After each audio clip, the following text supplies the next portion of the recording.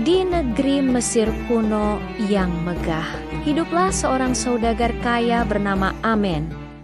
Kekayaannya tak terhingga, istananya megah menjulang, dan kekuasaannya membentang luas. Semua orang tunduk padanya.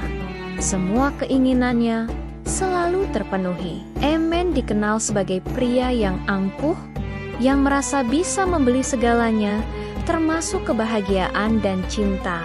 Ia percaya, tak ada satu hal pun di dunia ini yang tak bisa ia taklukkan dengan emas dan kekuasaannya. Suatu pagi yang cerah, saat Amen sedang berkeliling pasar dengan para pengawalnya, matanya terpaku pada satu sosok. Di tengah hiruk-pikuk pasar, di antara pedagang rempah dan kain sutra, ada seorang gadis penjual sayuran yang kecantikannya bersinar laksana fajar.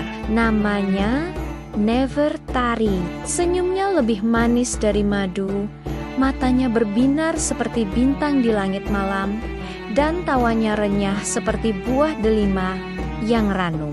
Untuk pertama kalinya dalam hidup, Amin merasa jantungnya berdebar kencang. Ia, sang saudagar perkasa, jatuh cinta pada pandangan pertama. Sejak hari itu, dunia Amon seakan berputar hanya untuk Nefertari. Ia melupakan sejenak bisnis dan kekuasaannya. Setiap hari ia datang ke pasar, bukan untuk berdagang, melainkan hanya untuk melihat senyum Nefertari. Awalnya, ia mencoba cara yang paling ia kuasai. Menggunakan kekayaan, ia mengirimkan kereta kuda penuh dengan perhiasan emas, gaun sutra termahal, dan permata yang berkilauan ke gubuk sederhana Nefertari. Para pelayannya membawa nampan berisi buah-buahan eksotis dan makanan lezat. Amen berpikir, wanita mana yang bisa menolak kemewahan seperti ini? Namun, dugaannya salah besar. Nefertari dengan sopan menolak semua pemberian itu.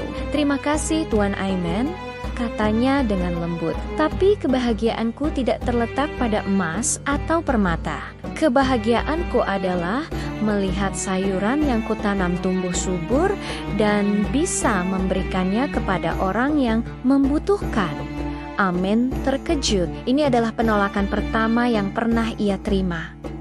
Bukannya mundur, egonya justru semakin tertantang. Ia merasa ini hanyalah permainan jual mahal. Amen menggandakan usahanya. Ia membeli seluruh lapak di sekitar Nefertari, berharap gadis itu akan kehilangan pelanggan dan bergantung padanya. Tapi Nefertari tidak menyerah. Ia justru membagikan sayurannya secara gratis kepada para janda dan orang miskin di sekitar pasar. Perbuatannya ini membuat orang-orang semakin mencintai dan menghormatinya. Amen semakin frustrasi. Ia bahkan menawarkan untuk membangun istana megah untuk keluarga Nefertari, menjanjikan mereka kehidupan yang tak pernah mereka bayangkan. Lagi-lagi, Nefertari menggelengkan kepala. "Istana termegah bagiku adalah rumah sederhana ini, tempat aku dibesarkan dengan cinta," jawabnya.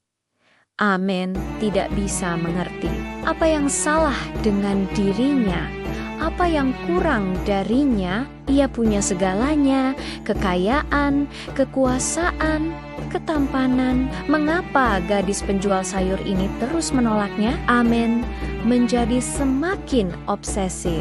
Ia mulai mengikuti Nefertari, mengawasi setiap gerok-geriknya dari kejauhan.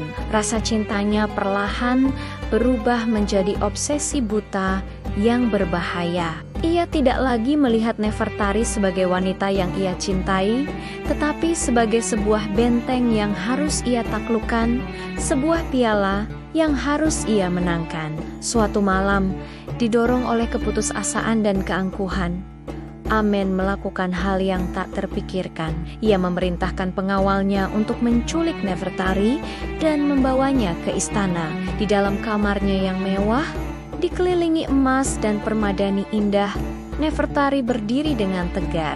Tidak ada rasa takut di matanya, hanya ada kekecewaan yang mendalam. "Apakah ini caramu menunjukkan cinta, Tuan Amen?" tanyanya dengan suara bergetar. "Dengan paksaan dan kekerasan," Cinta sejati tidak bisa dibeli atau dipaksa. Ia tumbuh dari hati yang tulus dan saling menghormati. Kata-kata Nefertari menusuk langsung ke jantung Amen untuk pertama kalinya. Ia melihat bayangan dirinya di cermin emas di dinding, seorang pria yang menyedihkan, yang begitu dibutakan oleh kekayaan, sehingga lupa cara menjadi manusia. Ia melihat keangkuhannya telah mengubah cintanya menjadi monster. Di hadapan ketulusan dan keberanian Nefertari, semua kekayaan dan kekuasaannya terasa hampa dan tak berarti. Ia sadar selama ini ia tidak pernah mencoba memahami Nefertari. Ia hanya mencoba memilikinya. Dengan hati yang hancur dan penuh penyesalan, Amen berlutut di hadapan Nefertari. "Maafkan aku," bisiknya. "Kalpana, aku telah dibutakan oleh kesombonganku." Paji Herenia, Amen, memerintahkan pengawalnya untuk mengantar Nefertari kembali ke rumahnya dengan selamat. Sejak hari itu, Amen berubah.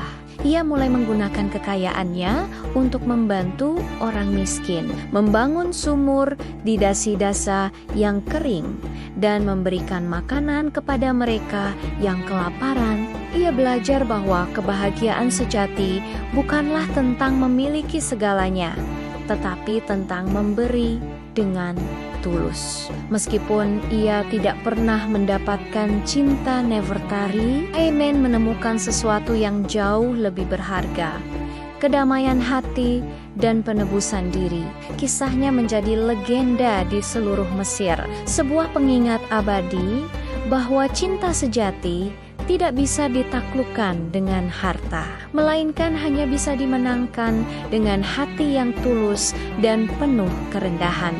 Terima kasih sudah menyimak cerita ini sampai akhir. Kisah Amen dan Nefertari mengajarkan kita pelajaran berharga tentang cinta, keangkuhan, dan makna sejati dari kekayaan. Jika kalian suka dengan konten seperti ini, jangan lupa untuk like, komen, dan subscribe ya. Sampai jumpa di video selanjutnya.